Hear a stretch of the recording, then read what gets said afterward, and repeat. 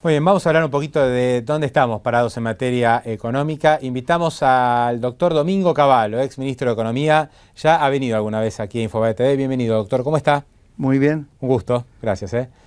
Doctor, Un ¿cómo gusto está viendo estar. la economía en estos meses? Ya estamos bastante avanzados en este primer año de Mauricio Macri. ¿Está confiado para lo que viene? Yo confío en que este gobierno va a resolver los problemas que ha heredado, que son problemas muy graves. Por supuesto, el comienzo está siendo muy dificultoso. Hay muchos desequilibrios que vienen de antes y que el gobierno está tratando de resolver e incurriendo en costos sociales, económicos y costos políticos también para el propio gobierno.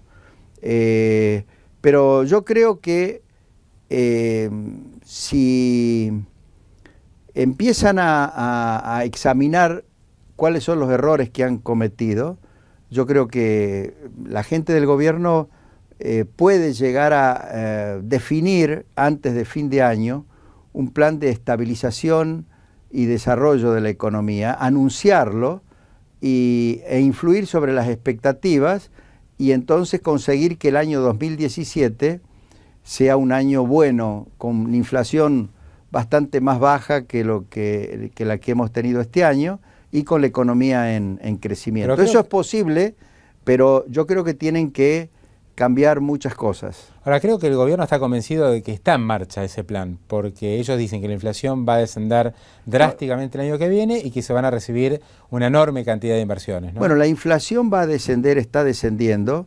Yo hace 2 meses que vengo señalando que bien medida, como lo hace, por ejemplo, Price Stats, que es una empresa que se originó en una idea metodológica que desarrolló mi hijo en los Estados Unidos, viene midiendo una caída significativa en la tasa de inflación. En la tasa de inflación sobre la que pueden influir las políticas monetarias, ¿no? Pero lo importante en materia de estabilidad es conseguir que baje sostenidamente la expectativa de inflación y que los agentes económicos, todos los actores económicos, tomen sus decisiones pensando que no va a haber inflación en el futuro. Y eso todavía el gobierno no lo ha conseguido. Para eso es necesario anunciar un plan, en mi opinión, completo, sobre todo reglas de juego de la economía, que los que tienen que tomar decisiones de inversión interpreten que son reglas susceptibles de ser mantenidas en el tiempo y respetadas de tal forma de que las inversiones puedan producir los efectos para los que las hacen, a las inversiones, que predicen al principio, ¿no? Ahora, en un país como la Argentina, que viene de default, viene de cepo cambiario, viene de especificaciones, es decir, nos pasó de todo en los últimos 15 años, ¿esto se puede lograr en 6 meses, un año? Bueno, el arte de gobernar bien está en cómo inspirar confianza y cómo lograr esos resultados. Cuando yo pasé al Ministerio de Economía, desde el Ministerio de Relaciones Exteriores, en febrero del año 91, veníamos de hiperinflación, estábamos todavía en hiperinflación, veníamos de 3 años de recesión, la economía estaba completamente desorganizada y sin embargo, cuando anunciamos el plan de convertibilidad, que no fue solo una forma de luchar contra la inflación, sino que vino acompañado de toda una gran cantidad de reformas económicas que se pusieron en marcha simultáneamente, inspiramos confianza a punto tal que no solo bajó drásticamente la inflación, desapareció la hiperinflación y entramos en un periodo de estabilidad, sino que el primer año, ya el 91, la economía creció 10% con respecto al nivel que había tenido en el año 90. Es decir, se interrumpió al mismo tiempo la recesión que había durado varios años. Y algunos dicen, bueno, pero en ese momento vinieron muchos capitales de afuera, las privatizaciones atrajeron fondos. No, las privatizaciones comenzaron a atraer fondos de afuera y de adentro recién en el año 92, 93. En el 91 lo que ocurrió es que los mismos argentinos que tenían dineros en cajas de seguridad o en el colchón o tenían dinero afuera, lo trajeron a la Argentina. No necesitaron convertirlo a pesos, porque si querían lo depositaban y lo mantenían en dólares en el sistema bancario, pero todo ese dinero vino a la Argentina y permitió la reactivación rápida de la demanda argentina. Doctor, al mismo tiempo que los precios se planchaban, digamos, la inflación desaparecía. Ese efecto de shock, ¿no? ¿Lo puede generar, por ejemplo, el blanqueo ahora? Que muchos argentinos den una señal clara y aprovechen bueno, el blanqueo para creo que para por lo menos exteriorizar activos. Va a ser positivo en el sentido de que el capital negro, el capital que no está justificado impositivamente, que esté en Argentina o en el exterior, va a pasar a ser capital justificado, es decir, capital blanco. Eso de por sí es algo importante. Ahora, eso no significa que se vaya a transformar en inversiones productivas, pero potencialmente se puede transformar en inversiones productivas. Para que se dé este segundo paso, que es el que realmente puede ayudar a una reactivación y a un crecimiento sostenido de la economía, es necesario que el gobierno defina reglas de juego que alienten a la inversión. Le voy a poner un ejemplo para que se entienda qué es lo que quiero decir con reglas de juego. El mundo le está ofreciendo a Argentina una oportunidad inédita para volver a conectar el mercado petrolero y de todos los combustibles con el mercado mundial, con grandes beneficios para la economía argentina. Hoy el gasoil, la nafta y todos los combustibles podrían bajar 30%, y eso traería un enorme beneficio a todo el interior del país, porque disminuiría los costos de transporte, disminuiría los costos de laboreo agropecuario, en la agricultura. Para eso lo que tiene que hacer es decir, bueno, el mercado del petróleo crudo funciona como funcionaba en los 90, con libre comercio, exportaciones, importaciones con respecto al resto del mundo. Por lo cual el precio del petróleo crudo acá determinado en ese mercado va a ser igual que el precio internacional. A ver, espera. Pero la explicación que da el ministro de Energía es que no lo puede hacer porque se funden todas las empresas. No. ¿Y por qué no se funden las empresas petroleras en el resto del mundo? Justamente, si usted no vincula la economía argentina a la economía internacional, o la vincula solo cuando la economía internacional le da grandes beneficios a las empresas argentinas, y no cuando les exige eficiencia. Claro, pero por ejemplo, hoy estuve con un empresario petrolero y me decía, vamos a invertir mucho en gas, porque el gas en Boca de Pozo está a un precio muy atractivo, obvio, está mucho más alto que a nivel internacional. ¿Usted dice que eso no funciona como incentivo? No. Cuando yo le digo que el precio del petróleo tendría que estar conectado al precio internacional con un mercado libre, le estoy diciendo al mismo tiempo que en materia de gas también tendrían que organizar un mercado libre del gas como existía en los 90. El precio del gas, por el momento, estaría más alto que el precio del gas en los Estados Unidos. ¿Por qué? Porque nosotros tenemos que importar gas, dado que no ha habido inversiones, y la importación de gas licuado, va a entrar a un precio más alto que el precio que tiene el gas en los Estados Unidos. Pero lo importante es que va a funcionar un mercado del gas.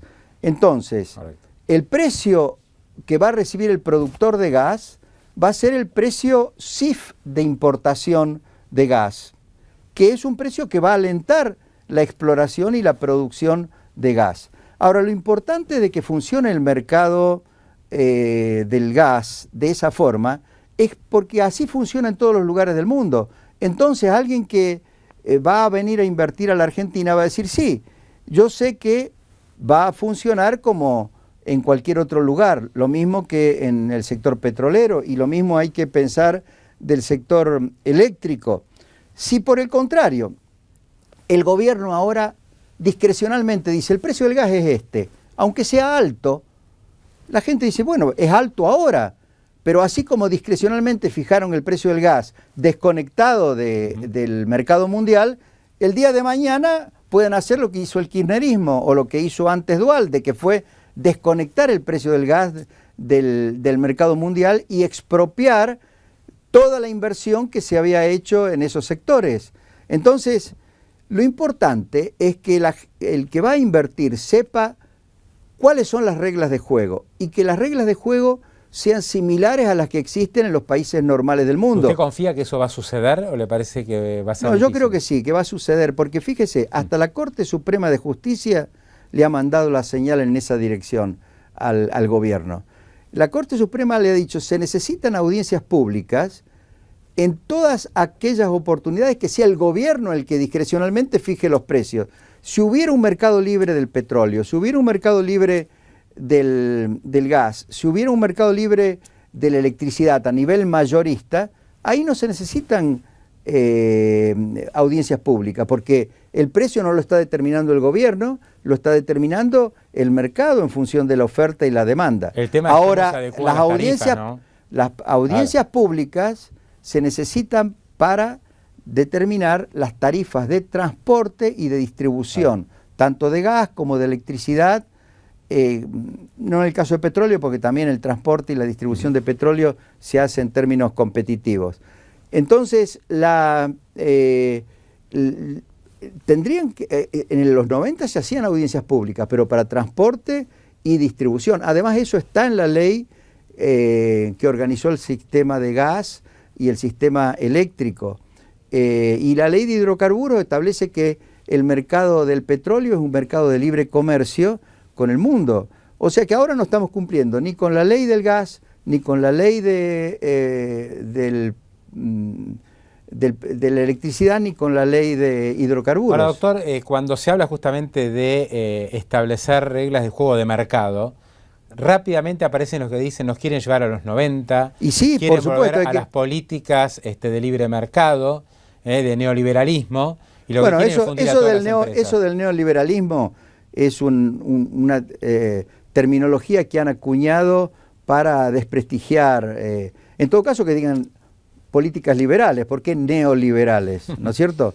Pero todos los países del mundo funcionan sobre la base de mercados libres, en todas las oportunidades que puede haber competencia interna, externa, para que la economía se organice enderezada a la eficiencia, a la incorporación de tecnología, al aumento de la capacidad productiva, al aumento de la producción, al empleo eficiente de los recursos productivos. Y por supuesto que hay que volver a eso.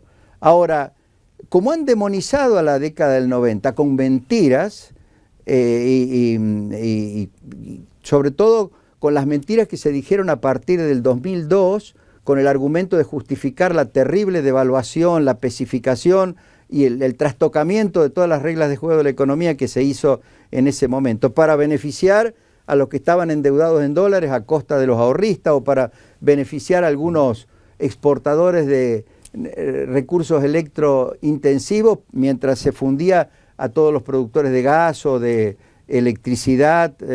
Bueno, se demonizó a la década del 90, pero es un complejo del gobierno si es que dice no queremos volver a la década del 90 para que no nos cataloguen de neoliberales. Es un complejo del gobierno.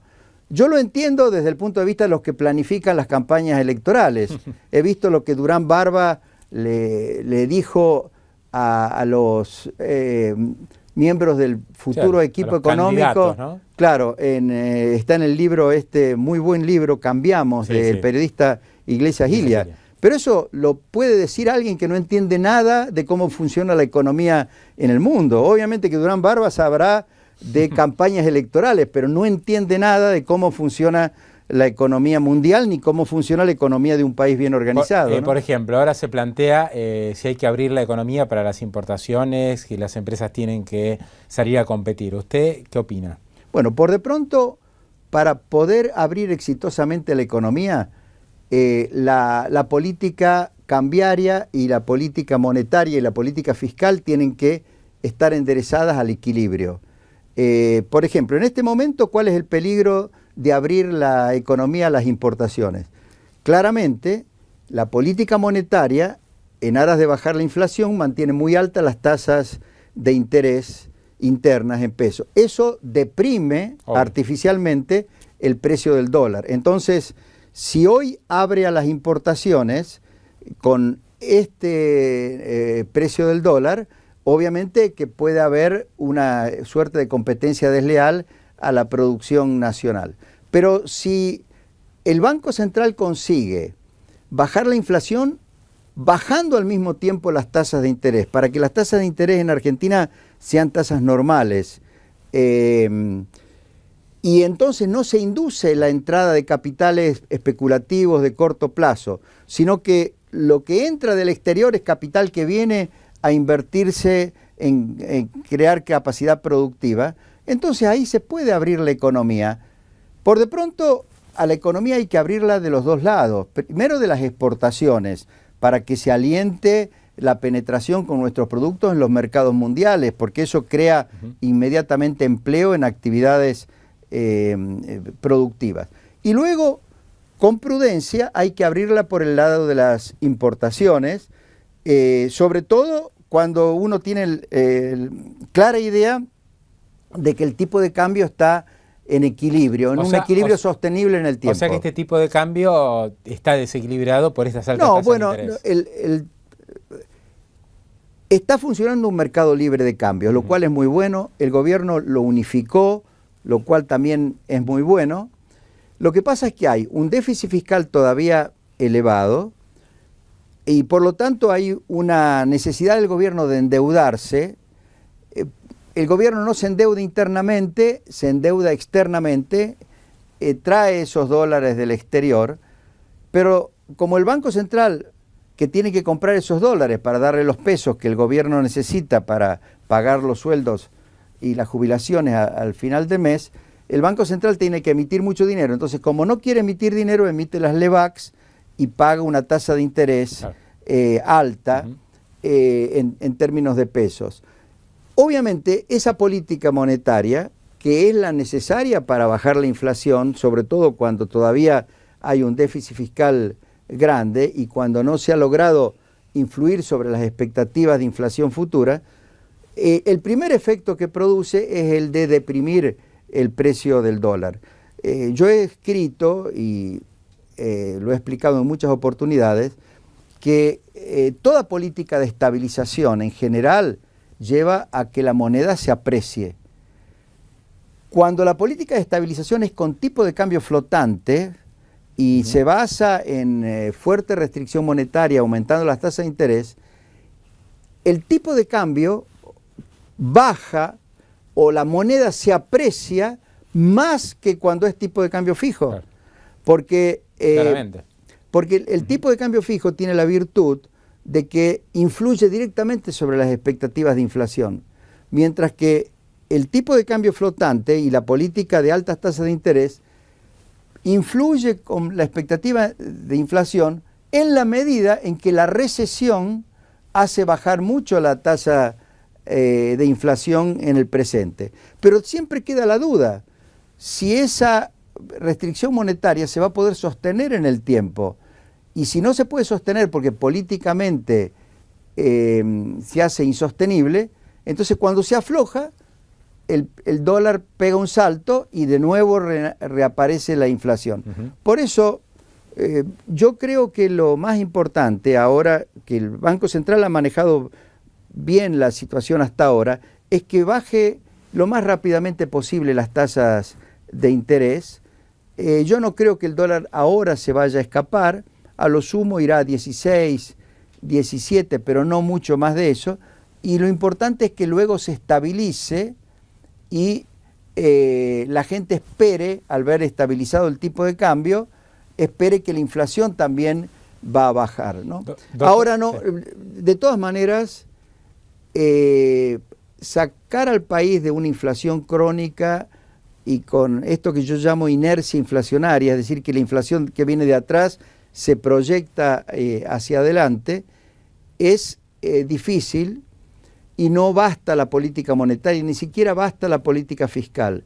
Tiene que anunciarse al mismo tiempo reglas de juego que alienten la inversión y que haga que los que tienen que apostar con su capital hacia el futuro para crear capacidad productiva tengan la seguridad, nunca se puede tener el 100% de seguridad, pero por lo menos un riesgo menor que el que existió en los últimos 14 años de que expropien el capital que se vaya creando, ¿no? Doctor, lo último, usted hablaba recién de la coordinación o descoordinación de la política fiscal y monetaria. ¿Le gusta cómo está armado el equipo económico? Porque venimos de, digamos, en los 90 claramente había un superministro que era usted, o por lo menos así lo entendía la gente, ¿no? O sea, todos sabían que las principales decisiones económicas pasaban por Domingo Cavallo. Néstor Kirchner dijo: el ministro de Economía soy yo, y lo echó a la baña. Y ahora estamos como en una suerte de todos meten la mano un poquito en el plato. ¿Qué opina? Bueno, yo creo que ese es uno de los errores que ha cometido este gobierno. El presidente no puede ser su ministro de Economía. El presidente tiene que ocuparse de muchos temas muy complejos, de los cuales la economía es uno de esos temas. Tampoco el jefe de gabinete, porque el jefe de gabinete es jefe de todo el gabinete.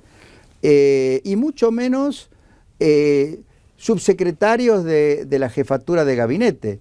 El equipo económico tendría que tener un líder y estar integrado por otros ministros, pueden ser de la misma jerarquía o no, pero tiene que haber alguien que realmente sea el coordinador y el jefe del equipo económico. ¿Usted siente que la atomización de decisiones la toma Macri para él no sé por qué lo habrá hecho así. Yo lo he escuchado decir: yo no quiero que haya un superministro como Cavallo. Después, como para no ofenderme a mí, dijo ni como Labaña ni como Zurruil. O sea, yo no sé de dónde habrá sacado esa idea. Creo que ese es un error que él está cometiendo. De paso, es el error que había cometido Menem. El primer año y medio de Menem, hasta que yo pasé de la Cancillería al Ministerio de Economía, también había una absoluta falta de coordinación. Me acuerdo que las peleas entre el ministro de Obras y Servicios Públicos, que era Dromi, con Herman González, que era el ministro de Economía, eran antológicas. Y dentro del mismo Ministerio de Obras y Servicios Públicos se peleaba Dromi con María Julia, que uno estaba encargado de la privatización de aerolíneas, otro de la privatización de Entel. Y los miembros del equipo económico de Herman González los había nombrado Menem y no tenían nada que ver, nunca habían trabajado en equipo con Herman. Entonces, así no podía funcionar la economía.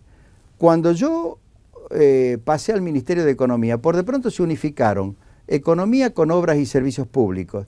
Yo tenía 7 u 8 secretarios de muy buen nivel, gente que había trabajado conmigo antes y con quienes habíamos estudiado los problemas económicos. Algunos de ellos venían de trabajar conmigo en la Cancillería, otros seguían en institutos de investigación de la Universidad de Itela o de la Fundación Mediterránea o de Fiel, pero yo los conocía a todos y sabíamos trabajar en equipo. Y por eso pudimos hacer, entre febrero y marzo del 91, pudimos preparar un plan completo que pusimos en marcha el 1 de abril del año 91.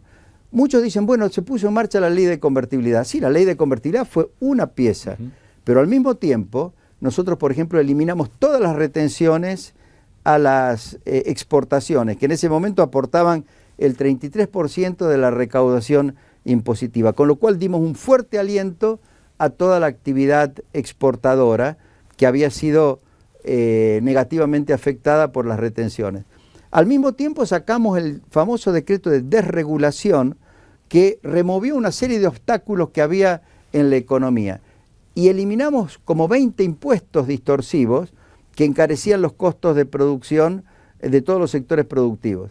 Me acuerdo que la gente del Fondo Monetario Internacional creyó que yo estaba loco, porque dice, ¿cómo? Al eliminar todos estos impuestos, eliminar las retenciones, va a aumentar el déficit fiscal. Yo les dije, vuélvanse a Washington y vengan dentro de un trimestre a ver qué es lo que realmente pasó. Porque todo esto que estamos eliminando de impuestos y de distorsiones, esto va a crear condiciones para que haya inversión y sobre todo una gran reactivación de la economía. Y vamos a recolectar los impuestos normales, el impuesto al valor agregado, el impuesto a las ganancias, los impuestos que se cobran en todos los países del mundo, en cantidad suficiente como para financiar un nivel de gasto al que vamos a restringir al máximo dentro de lo posible.